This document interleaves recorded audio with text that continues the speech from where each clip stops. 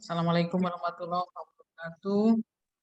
Waalaikumsalam warahmatullahi wabarakatuh.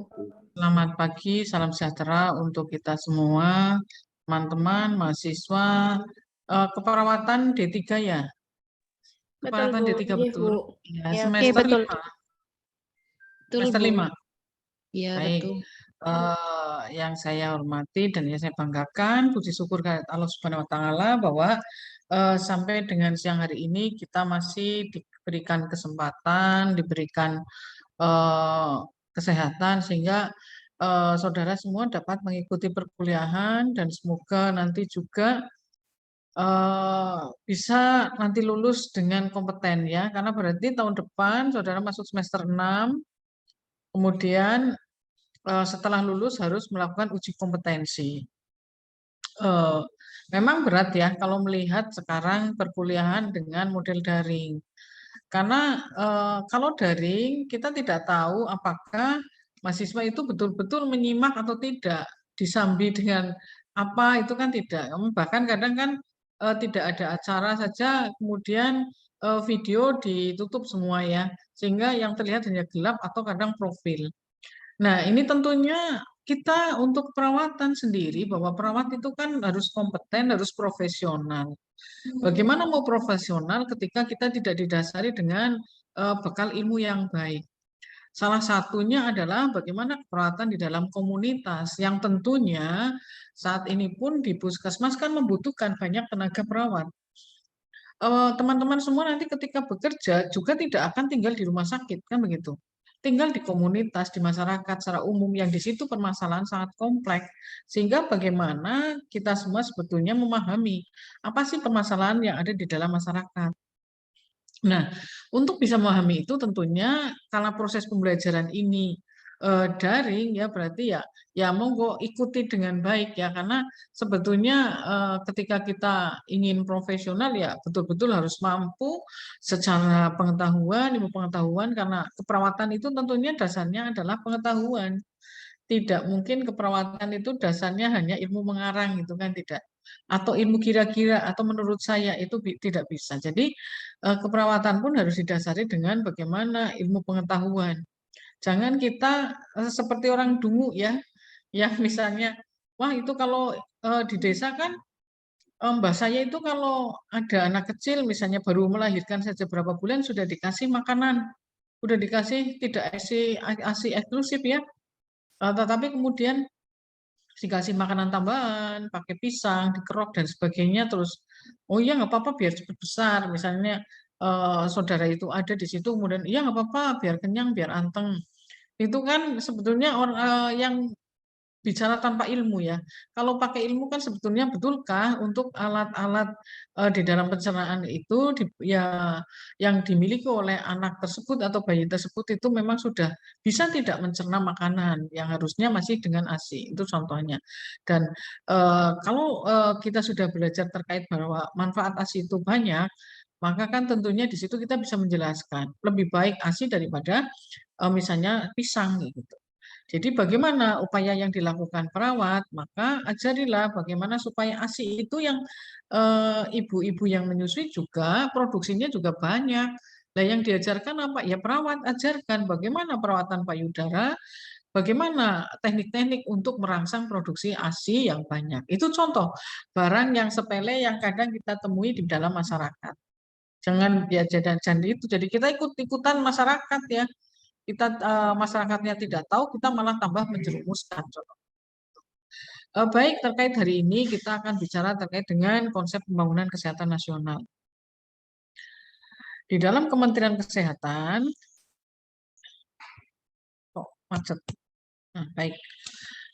Di dalam Kementerian Kesehatan tentunya kita mengetahui, teman-teman mahasiswa juga tahu bahwa di masyarakat, di wilayah kerja, dalam puskesmas ataupun di masyarakat secara umum, itu kita akan banyak menemui masyarakat yang kelihatannya sehat, yaitu sekitar 70% di masyarakat wilayah kerja puskesmas akan terlihat sehat. Sehingga yang penting yang harus dilakukan adalah apa? Upaya kesehatan masyarakat. Upaya kesehatan masyarakat contohnya apa?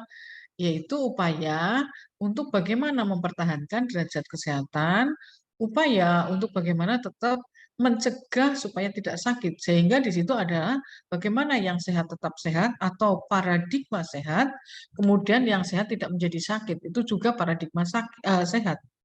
Nah, kalau di dalam masyarakat itu diperkirakan ada 30% orang yang menderita sakit. Ini kalau terlihat 70% sehat kelihatannya wow masih besar yang sehat ya. Tetapi sebetulnya untuk yang sehat ini akan berisiko suatu saat akan sakit.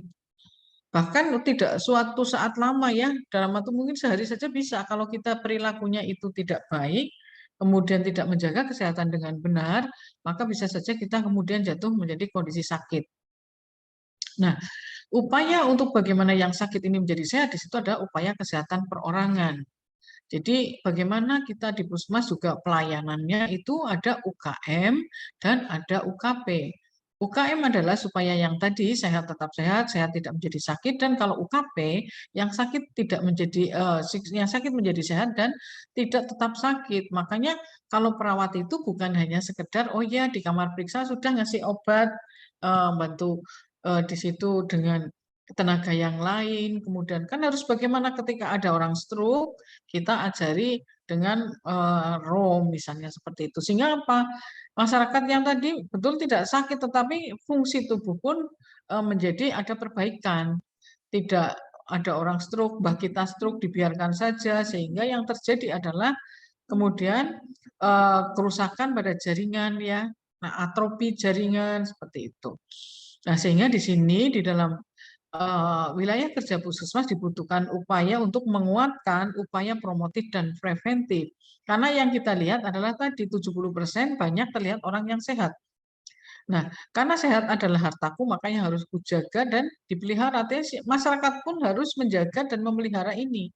Nah, itu tugas tenaga kesehatan dan perawat juga mempunyai tugas dan kewajiban ini ketika teman-teman semua sebagai warga masyarakat maupun sebagai tenaga kesehatan. Nah, kita ketika bicara terkait dengan konsep bagaimana Indonesia sehat, ini ada visi dan misi Presiden Indonesia dalam Trisaktinya, yaitu diharapkan bahwa masyarakat Indonesia mandiri di bidang ekonomi, berdaulat di bidang politik, berkepribadian dalam budaya. Nah, mandiri di bidang ekonomi kita sekarang melihat ya, teman-teman semua melihat bahwa sekarang di desa-desa banyak muncul daerah wisata milik desa. Rumah makan yang dikelola oleh BUMDes itu kan salah satu bagaimana meningkatkan bahwa mandiri di bidang ekonomi. Kemudian berdaulat di bidang hukum, sekarang di bidang politik. Berarti masyarakat umum pun bisa, artinya ketika di situ ikut berpolitik, menjadi anggota legislatif dan sebagainya, berkepribadian dan dalam budaya. Artinya ketika melakukan budaya-budaya di masyarakat itu tidak asal mengikuti, tetapi kita sebagai perawat tentunya kita punya kode etik ya yang harus kita patuhi. Bagaimana cara berkomunikasi dengan masyarakat, dengan komunikasi terapeutik ketika kita berinteraksi dengan pasien. Nah, di dalam visi misi Presiden ini, Trisakti ini ada 9 agenda prioritas atau yang disebut dengan nawacita. Agenda kelima yaitu meningkatkan kualitas hidup manusia Indonesia melalui apa? Program Indonesia Sehat di dalam Renstra 2015 dan 2019. Program yang digelontorkan ini bukan hanya program Indonesia Sehat, tetapi ada program Indonesia Pintar, ada program Indonesia Kerja, ya, program Indonesia Sejahtera. Nah, di dalam Renstra ini untuk program Indonesia Sehat, maka penguatan di dalam pelayanan kesehatan. Di mana tadi yang tujuannya adalah kita untuk penguatannya adalah di dalam menguatkan masyarakat dalam paradigma sehat. Supaya tadi yang sehat tetap sehat dan yang sehat supaya tidak sampai menjadi sakit. Nah, melalui apa? Melalui penguatan dalam pelayanan kesehatan di situ dengan pendekatan keluarga. Pendekatan keluarga itu bentuknya nanti adalah kita kunjungan dalam keluarga supaya bagaimana keluarga tetap sehat, ya. Yang didukung dengan JKN atau Jaminan Kesehatan Nasional. Nah, di dalam program keluarga sehat ini ada program Nusantara Sehat. Banyak penempatan tenaga perawat, dokter maupun apoteker, bidan dan sebagainya ya ke daerah terpencil melalui program Nusantara Sehat. Nah, Program Indonesia Sehat dengan pendekatan keluarga itu disingkat PISPK. Jadi setelah kuliah ini kalau ada yang bisa terkait PISPK, nanti jenengan misalnya, kemudian lulus diangkat atau bekerja di puskesmas, mendengar PISPK itu sudah tidak heran ya. PISPK apa sih ya? Karena PISPK itu sangat penting saat ini menjadi program nasional. Jadi kalau ada ngomong PISPK maka program Indonesia Sehat dengan pendekatan keluarga. Nah, di dalam program Indonesia Sehat tadi, pendekatan keluarga tujuannya adalah yang pertama, meningkatkan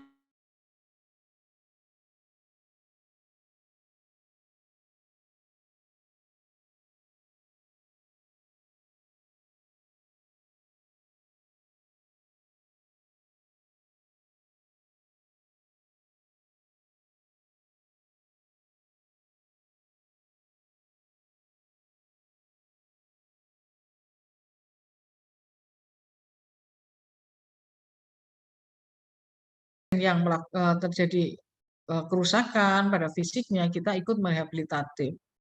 Kemudian mendukung pencapaian SPM. SPM itu adalah standar pelayanan minimal ya. Nanti kalau dengar itu pasti akan mendengar kalau jenengan di rumah sakit maupun di puskesmas, apalagi apa yang disebut SPM, standar pelayanan minimal. Artinya puskesmas itu harus melayani minimal apa saja nanti ada. Kemudian mendukung pelaksanaan JKN atau Jaminan Kesehatan Nasional. Maka kegiatan yang ketiga ini adalah bagaimana memastikan bahwa semua warga, semua masyarakat di Indonesia mempunyai kartu jaminan kesehatan, baik yang disediakan oleh pemerintah, yang mandiri, artinya mandiri berarti yang membayar iuran, atau yang dibayarkan oleh pemerintah, atau yang disebut dengan peserta bebas iur PBI ya, itu yang biasanya untuk keluarga atau masyarakat yang kurang mampu.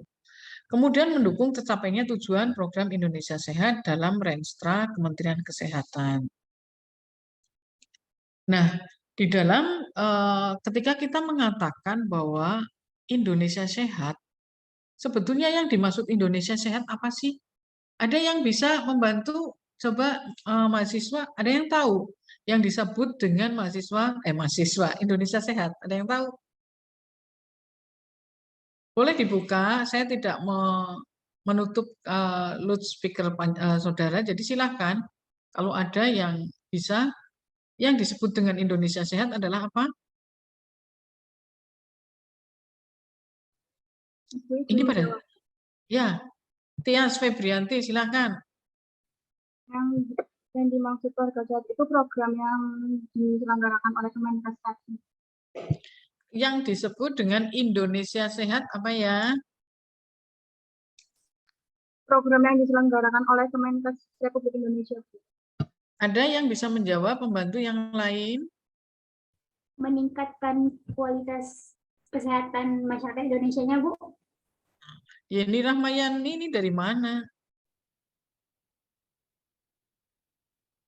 Ini dari mana asalnya?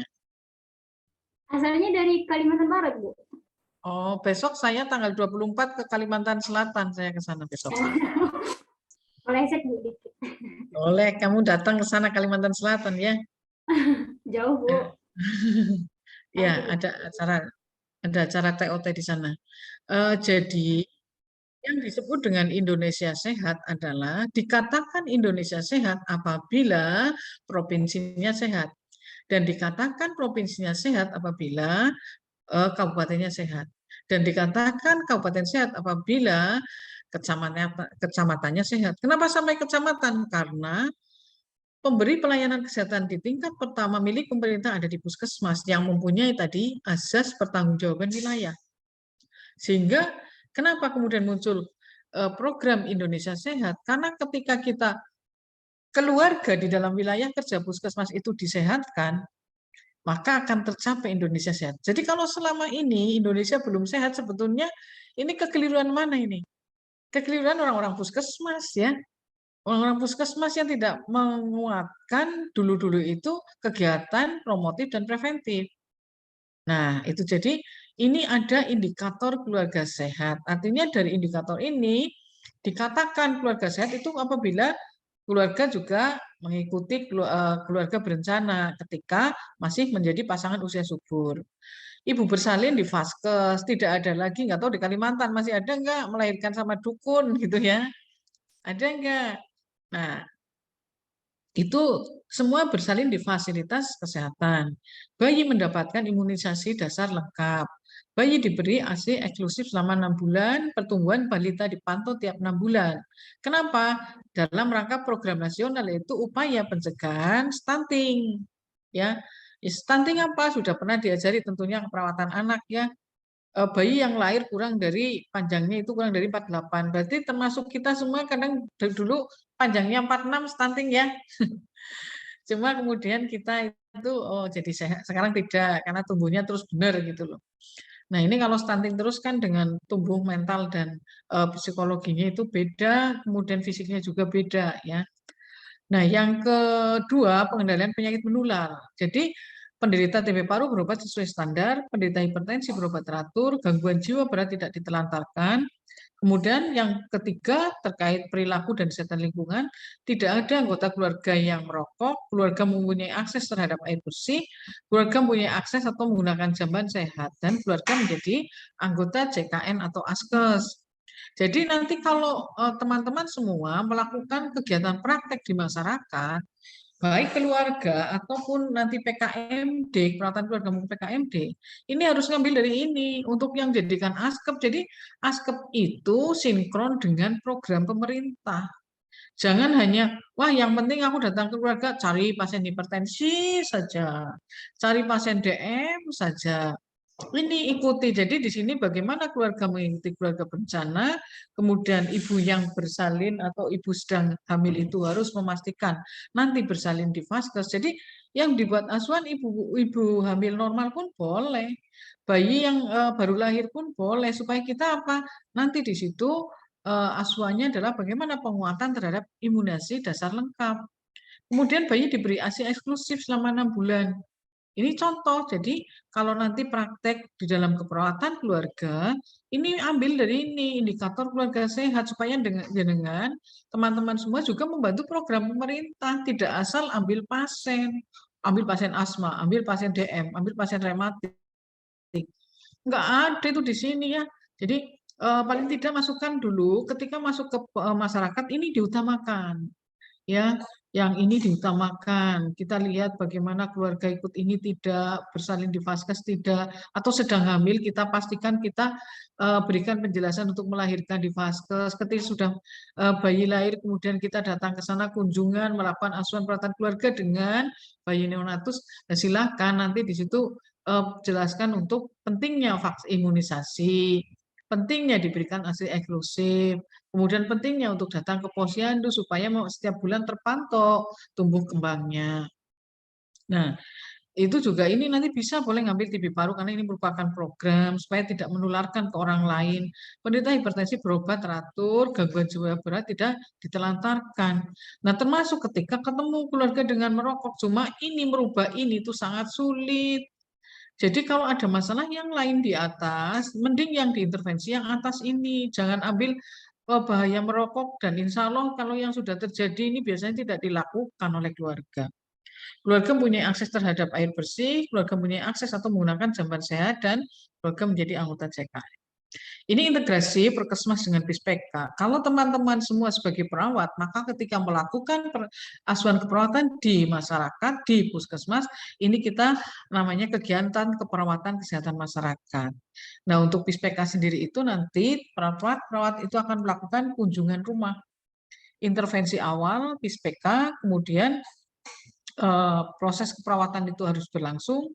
Proses keperawatan itu dimulai dengan pengkajian, kemudian dengan menegakkan diagnosa keperawatan, kemudian merencanakan tindakan perawatan, implementasi, dan evaluasi. Jadi tidak mungkin proses keperawatan itu mak bedunduk tahu-tahu muncul diagnosa, tahu-tahu belum ada analisa, tahu-tahu kemudian ada tindakan keperawatan. Yang namanya proses harus melewati tadi ya ini. Kemudian Pispeka ini berjalan dengan upaya untuk intervensi lanjut dengan Perkesmas. Ini intervensi lanjut, itu nanti pada individu, keluarga, mampu merawat diri sendiri atau keluarga secara mandiri sebagai upaya meningkatkan kesehatannya. Memberikan asuhan perawatan pada individu dan atau keluarga sesuai kebutuhan tingkat kemandirian. Dan berkolaborasi dengan tenaga kesehatan yang lain dalam menyelesaikan masalah kesehatan sesuai tugas dan kewenangan. Akhirnya, artinya apa? Perawat bekerja dimanapun itu butuh kolaborasi. Butuh kita ada teman yang untuk membantu program kita, tugas kita. Tidak mungkin kita akan selesaikan sendiri. Nah, melihat bagian ini, bingung nggak? Bingung nggak? Atau dari materi tadi ada yang ditanyakan? Silakan kalau mau ada yang tanya dulu. Sebelum saya lanjut menjelaskan ini. Silakan kalau ada pertanyaan.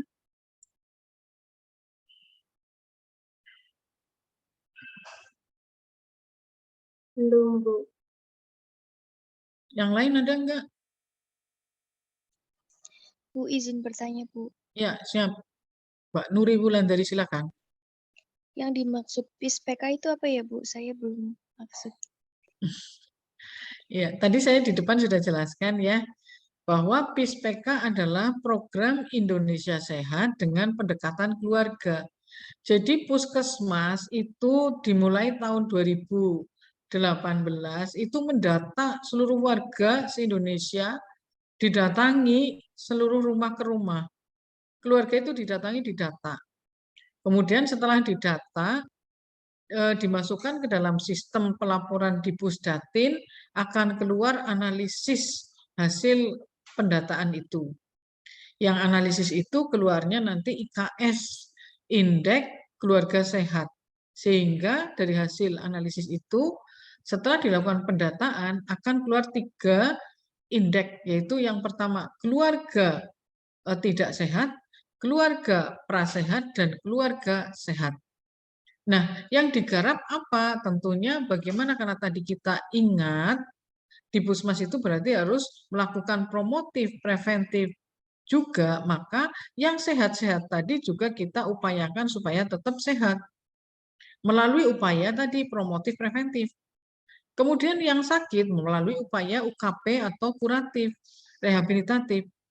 Nah, itu pun bisa melalui PISPK. Jadi supaya apa? Supaya hasil pendataan tadi kita lakukan intervensi lanjut dengan Perkesmas, perawatan kesehatan masyarakat, prosesnya melalui asuhan keperawatan, sehingga nanti di dalam pelaksanaannya pun kita kolaborasi dengan tenaga kesehatan yang lain. Bagaimana ketika kita melakukan penjelasan terkait deteksi dini, misalnya balita gizi buruk, membawa ke keluarga, ini ke puskesmas ketika ada yang sakit, atau tadi pendekatan keluarga dengan bagaimana kita memampukan keluarga. Ini contoh kalau kasus gizi buruk, sehingga tidak mungkin seorang perawat di dalam program PISPK ataupun Perkesmas ini itu kemudian bekerja sendiri. Jadi kalau singkatannya PISPK adalah program Indonesia Sehat. Kenapa ada PISPK? Karena programnya Bapak Presiden Jokowi terkait dengan nawacita. Salah satunya adalah bagian kelima ya, di bidang kesehatan tadi. Bagaimana mensehatkan Indonesia melalui program Indonesia Sehat. Di dalamnya ada program Indonesia Sehat dengan pendekatan keluarga. Gitu ya, Mbak. Baik, Bu. Jelas? Terima kasih. Ya, ada yang lain? Ada yang lain? Belum, Bu.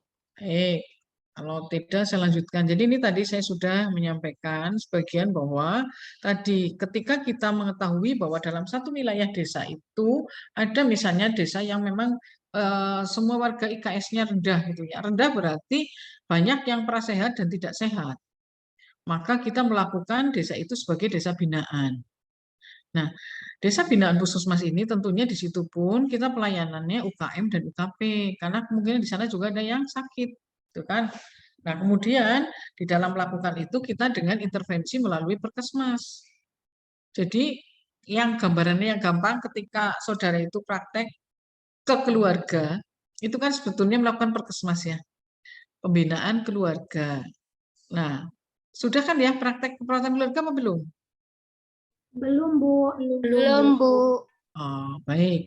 Ini untuk praktek-praktek keluarga, kan biasanya nanti saudara akan ditempatkan di puskesmas. Nah, kemudian saudara itu akan diberikan atau dibantu untuk mencari pasien. Nah, melalui proses ini, asuhan keperawatan, maka masuk dalam program Perkesmas. Salah satunya adalah pembinaan keluarga. Prosesnya dengan apa? Ini yang seperti selama ini dipelajari di dalam akademik, di dalam kampus. Bahwa proses keperawatan ketika kita menjadi perawat melakukan asuhan yaitu dengan pengkajian, melakukan pendataan, maka data itu ya pun harus dilakukan dengan baik ya. Jadi data itu pun dilakukan pengkajiannya dengan baik. Saya yakin kalau teman-teman mahasiswa mengkaji ini dengan benar, isi format keperawatan keluarga dengan benar, itu nanti dalam menegakkan diagnosa itu juga, walaupun saya yakin menegakkan diagnosa di keluarga itu tidak mudah. Tidak mudah. Tidak mahasiswa yang D3, tidak mahasiswa yang NES. Biasanya kalau baru praktek di puskesmas, baru praktek di masyarakat, biasanya bingung menegakkan diagnosa keluarga. Karena diagnosa keluarga adalah bagaimana kita, keluarga Pak Slamet, itu kita bunyikan bahwa terindikasi diagnosa A misalnya. Itu kan kita bicara atas nama keluarga secara utuh, bukan atas nama Pak Slamet saja gitu loh. Oh, Pak Slamet hipertensi, ibunya DM, anaknya ada yang gudigen misalnya. Kemudian diagnosanya hanya untuk bapaknya saja, nggak bisa. Kalau karena apa? Kita lihat semua anggota keluarga, apakah semua ada yang sakit, apakah semua ada keluhan kesehatan, apakah dalam menjaga kesehatan ini mereka baik, PHBS dilakukan tidak, support system berjalan tidak, ketika ada yang sakit pada mengetahui tidak bagaimana cara perawatan. Data-data semua itu untuk menegakkan diagnosa. Sehingga tidak mungkin diagnosa di keluarga itu muncul nyeri akut. Bersihan jalan nafas tidak efektif itu tidak bisa. Karena kita kalau menyatakan bahwa diagnosa nyeri akut di keluarga berarti satu rumah itu nyeri akut semua, kan gitu. Atau warga Medan mengukur tekanan darah, menanyakan keluhan apa, terus pulang, tidak menanyakan 5 tugasnya, maka kemudian jenengan pun ketika menegakkan diagnosa keperawatan saya yakin bingung. Karena tidak ada data semua dikarang. Data dikarang, sehingga diagnosanya kadang yang muncul adalah kita tahu bahwa ada 3 level diagnosa, ya, yaitu diagnosa aktual, diagnosa resiko, dan diagnosa potensial. Tapi bisa saja karena data kita minimalis, data kita banyak yang ngarang, akhirnya muncul diagnosanya apa, pengetahuan pun kita sangat minim,